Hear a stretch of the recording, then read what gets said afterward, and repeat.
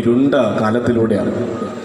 പാടുന്നവനെ ഇല്ലാതെയാക്കുന്ന, പറയുന്നവനെ ഇല്ലാതെയാക്കുന്ന, എഴുതുന്നവനെ ഇല്ലാതെയാക്കുന്ന, മനോഹരമായ ചിത്രങ്ങളിൽ കറുത്ത മഷിയൊഴിക്കുന്ന, മഷി പടരുന്ന ഒരു കെട്ടകാലത്തിലൂടെ നമ്മുടെ രാജ്യം കടന്നു പോകുമ്പോൾ നിങ്ങളുടെ മൗനം വല്ലാതെ പേടിപ്പെടുത്തുന്നു. ഒന്ന് ചിരിക്കാൻ തോന്നുമ്പോൾ ഒന്ന് ചിരിക്കാനോ, ഒന്ന് കരയാൻ തോന്നുമ്പോൾ ഒന്ന് കരയാനോ, ഒന്ന് കൂവാൻ തോന്നുമ്പോൾ ഒന്ന് കൂവാനോ പറ്റാത്തൊരു തലമുറ. വല്ലാത്ത പേടിയാണ്. പ്രത്യേകിച്ച് കോളേജിലൊക്കെ വരുമ്പോൾ നമ്മളൊക്കെ പഠിക്കുന്ന കാലത്ത് ഒരു വല്ലാത്ത വൈബായിരുന്നു. നല്ലൊരു കൂവല് പ്രതീക്ഷിച്ച് ഞാൻ ഇവിടുത്തെ കുട്ടികളെ എന്നെ കൂട്ടാൻ വന്ന പറഞ്ഞു കൂവൊക്കെ ചെയ്യുവര് എന്ന് ചോദിച്ചു.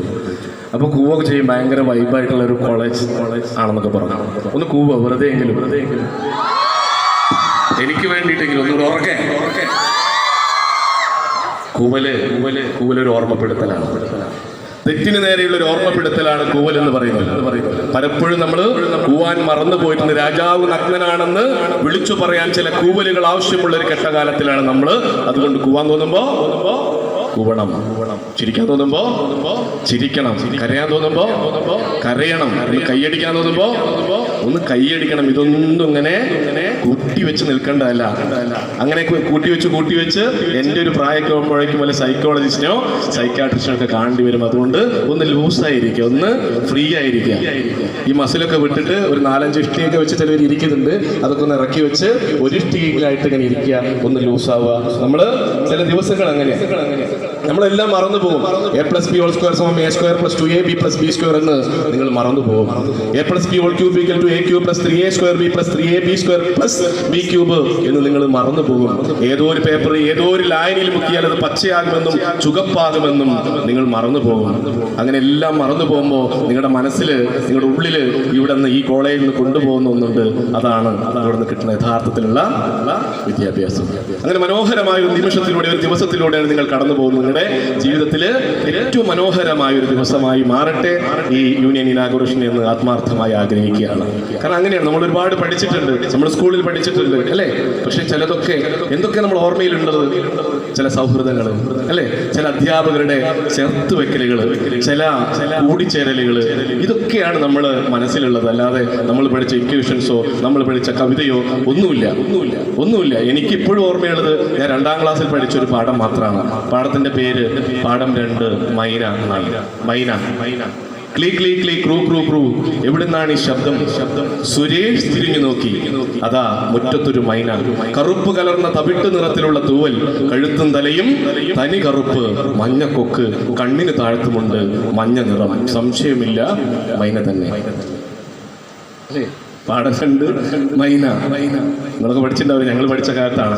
ഞാൻ എന്തുകൊണ്ട് ആ പാഠം ഓർത്തു വെക്കുന്നത് ഞാൻ പിന്നെ ആലോചിച്ചിട്ടുണ്ട്. എൻ്റെ അമ്മ പറയും, അല്ലെ അച്ഛൻ പറയും, പോയി വായിച്ചാന്ന് പറയാം. ആദ്യം തന്നെ പാഠം 2 മൈന എടുക്കും. എൻ്റെ പേരുണ്ട് സുരേഷ്. അതുകൊണ്ട് ഞാനത് ഓർത്തു വെക്കുന്നത്. ഞാൻ പറഞ്ഞത് അപ്പം നമ്മൾ ഓർമ്മയിൽ സൂക്ഷിക്കാനുള്ള നിമിഷങ്ങൾ നമ്മൾ തന്നെ കണ്ടെത്തേണ്ടതുണ്ട്, അല്ലാതെ വേറെ ആരും തരില്ല അല്ലേ? സന്തോഷങ്ങളെ നമ്മൾ കണ്ടെത്തേണ്ടതുണ്ട്. ദുഃഖങ്ങൾ ഇങ്ങനെ വന്നോളും. ദുഃഖിക്കാനൊരു വേറെ ഇതൊന്നും പ്രശ്നമില്ല. ദുഃഖം ഇങ്ങനെ വന്നോളും. പക്ഷെ സന്തോഷം നമ്മൾ തന്നെ ഉണ്ടാക്കേണ്ടതാണ്. അങ്ങനെ സന്തോഷത്തിന്റെ ഒരു ദിവസമായി മാറട്ടെ എന്ന് ആത്മാർത്ഥമായിട്ട് ആഗ്രഹിക്കുകയാണ്. ഒന്ന് ചിരിക്കാം അല്ലേ? പൊട്ടിച്ചിരിക്കാൻ മറന്നവർ നാം, പൊട്ടിക്കരയാൻ മറന്നു പോയോ?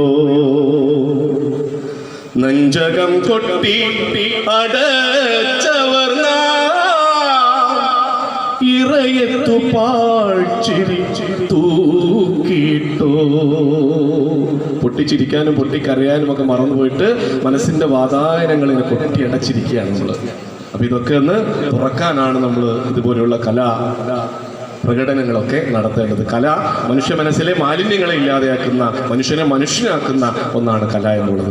ഈ ഫൈൻ ആർട്സ് കോളേജിന്റെ പ്രവർത്തനങ്ങൾ അതുപോലെ ആവട്ടെ. നമ്മുടെ മനസ്സിലെ മാലിന്യങ്ങളെ, സൗഹൃദങ്ങളെ ഒക്കെ തൊട്ടുണർത്താൻ, അല്ലെങ്കിൽ മാലിന്യങ്ങളെ കളഞ്ഞ് സൗഹൃദങ്ങളെ, കൂട്ടായ്മകളെ, കൂട്ടുചേരലുകളെ വളർത്തിയെടുക്കാൻ നിങ്ങളുടെ ഈ ഫൈൻ ആർട്സ് ക്ലബിന് കഴിയട്ടെ എന്ന് ആത്മാർത്ഥമായി ആഗ്രഹിക്കുകയാണ്. ഇതുപോലെ തട്ടമിട്ടവരും പൊട്ടുതൊട്ടവരുമൊക്കെ ഒരുമിച്ചിരിക്കുന്ന ഇടങ്ങൾ ഉണ്ടാവാൻ വേണ്ടി കൂടി ആവണം നമ്മുടെ ഈ പ്രവർത്തനം എന്ന് പറയുന്നത്. നമ്മളെ പല കളങ്ങളിലേക്ക് പല കോളങ്ങളിലേക്ക് മാറ്റപ്പെടുന്ന ഈ കാലത്ത് നമുക്ക് ഒരുമിച്ചിരിക്കാനുള്ള ഇടങ്ങൾ കുറഞ്ഞു വരുന്ന നമ്മുടെ നാട്ടില് നമുക്കിതുപോലെ ഇരിക്കാനുള്ള ഇടങ്ങൾ വീണ്ടും വീണ്ടും ഉണ്ടാക്കിയെടുക്കുക എന്നുള്ളത് ഒരു സമരമാണ്.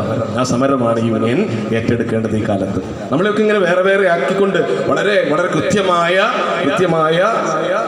എന്താ പറയാ ഇടപെടൽ നടത്തിക്കൊണ്ട് നമ്മൾ എന്ത് സംസാരിക്കണം, നമ്മൾ എന്ത് പാടണം, നമ്മൾ എന്ത് പറയണം, നമ്മൾ എന്ത് കഴിക്കണം എന്നൊക്കെ തിട്ടൂരമിടുന്ന ഒരു കാലത്ത് നമ്മൾ തന്നെ വേണം ഇതിനെ ചെറുക്കാൻ. അതിന് ഏറ്റവും വലിയ മാർഗം എന്നത് കലയാണ്, പാട്ടാണ്.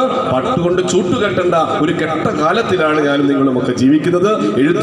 എഴുത്തുകളൊക്കെ കുന്തമുനകളാകേണ്ട കാലത്ത് നിങ്ങളുടെ ചിത്രങ്ങൾ സംസാരിക്കേണ്ട കാലം കൂടിയാണ് എന്നൊക്കെ ഓർത്തുകൊണ്ട് കലാകാരന്മാർക്ക് വെറുതെ പാടുകയല്ല, പാട്ടും പറച്ചിലുമൊക്കെ പ്രതിരോധത്തിന്റെ ആയുധമാവേണ്ട കാലത്താണ് നമ്മുടെ ഈ കലാകാരൻ. അതുകൊണ്ട് ഇവിടുത്തെ കലാകാരന്മാർക്ക് എനിക്ക് പറയാനുള്ളത്, നിങ്ങളുടെ പാട്ടും പറച്ചിലുമൊക്കെ പ്രതിഷേധത്തിന്റെ ശബ്ദങ്ങളായിട്ട് മാറട്ടെ. അതുപോലെ എത്ര പേര് ഇവിടെ ചിത്രം വരയ്ക്കുന്നവരുണ്ട്? ഒന്ന് കൈപോക്കും. ഒരു ചിത്രകാരൻ അറിയാൻ വേണ്ടിയിട്ടാണ്. ആരുമില്ല. ബാക്കിൽ 2 പേരുണ്ട്. ഒരു നല്ല കൈയടി കൊടുക്കും. ഒന്ന് കൈയടി കൊടുത്തോളൂ, കുഴപ്പമില്ല. നിങ്ങൾക്ക് കൊടുക്കാൻ പറ്റുന്ന ഏറ്റവും വലിയ ഒരു ശബ്ദമാണിത്. തീർച്ചയായും ഇത്രയും 100ഓളം കുട്ടികൾക്കിടയിൽ എനിക്ക് വരയ്ക്കാൻ കഴിയുമെന്ന് പറഞ്ഞാൽ ആ ധൈര്യത്തിന് കൊടുക്കണ്ടേ? ഒരു കൈയടി കൊടുക്കണ്ടേ? കൊടുത്തോളൂ. അത് ഒരു പഞ്ഞം കൊടുക്കണ്ട. ഇതിലൊരു ചിത്രമെങ്കിലും വരയ്ക്കാത്തൊരു കൈപ്പൊക്കും.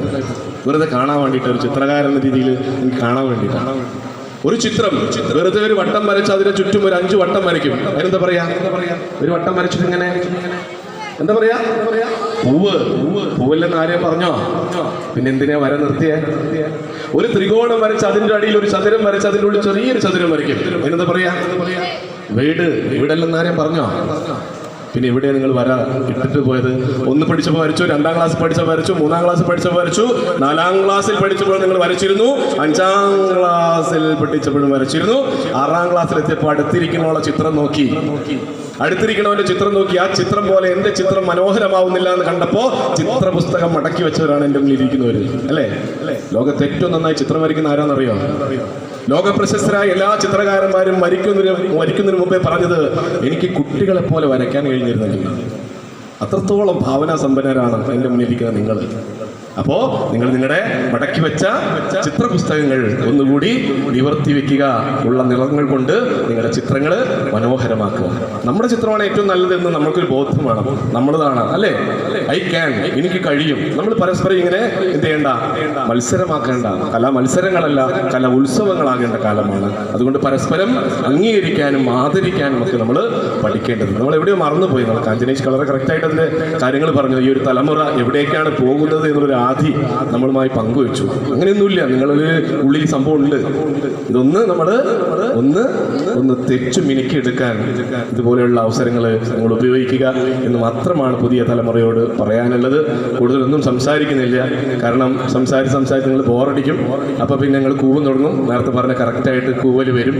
ഞാൻ പറഞ്ഞു, നിങ്ങൾ പറഞ്ഞില്ലേ പ്രതിരോധത്തിൻ്റെ പ്രതിഷേധത്തിൻ്റെ ശബ്ദമാണ് കൂവലെന്ന് നിങ്ങൾ തിരിച്ചു പറയുന്നതിന് മുമ്പ് തന്നെ നമ്മൾ പരിപാടി അവസാനിപ്പിക്കുന്നത് നന്നാവും. അപ്പോൾ ഞാനൊരു ചെറിയൊരു പാട്ടുപാടി അവസാനിപ്പിക്കാൻ തോന്നുന്നു. നിങ്ങളുടെ ഫൈൻ ആർട്സ് ക്ലബ്ബാണ്.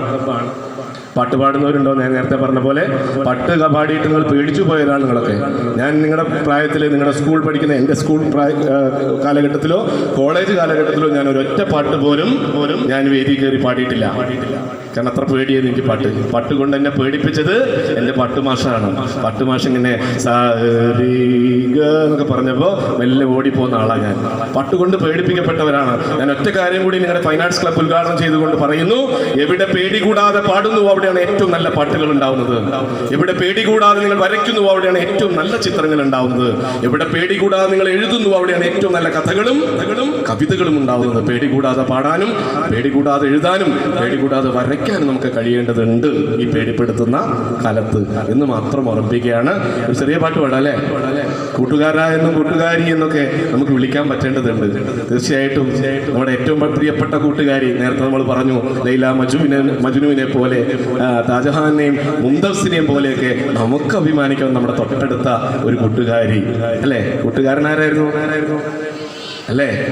ഇത്ര മനോഹരമായ ഞാൻ പറയുന്നില്ല അല്ലേ, നമുക്ക് എവിടെയോ നഷ്ടപ്പെട്ടു പോയിട്ടുള്ള അതിനെ, ആ പ്രണയത്തെയൊക്കെ നമ്മൾ ക്യാമ്പസിൽ തിരിച്ചു പിടിക്കേണ്ടതുണ്ട്. പ്രണയവും സൗഹൃദവും ഒക്കെ നമുക്ക് തിരിച്ചു പിടിക്കേണ്ടതുണ്ട്. നമുക്ക് എല്ലാറ്റിനോടും ഐ ലവ് യു എന്ന് പറയേണ്ടതുണ്ട്. പൂക്കളോട്, പൂമ്പാറ്റകളോട്, പുഴകളോട്, കടലിനോട് നമുക്ക് പറയാൻ പറ്റണം. അച്ഛനോട്, അമ്മയോടും ഒക്കെ പറയാൻ പറ്റണം ഐ ലവ് യു. അതിന്റെ പവിത്രതയാണ് ഇവിടെ ഇരിക്കുന്നത് നമ്മുടെ മുന്നിൽ, അല്ലേ കാഞ്ചന മാം. അതിന്റെ പവിത്രത അതാണ് നേരത്തെ നമ്മൾ മാം പറഞ്ഞത്. അത് നമ്മൾ കാത്തു സൂക്ഷിക്കുക. പരസ്പര ബന്ധങ്ങളിൽ അത് കാത്തു സൂക്ഷിക്കുക, സൗഹൃദങ്ങളിൽ അത് കാത്തു സൂക്ഷിക്കുക.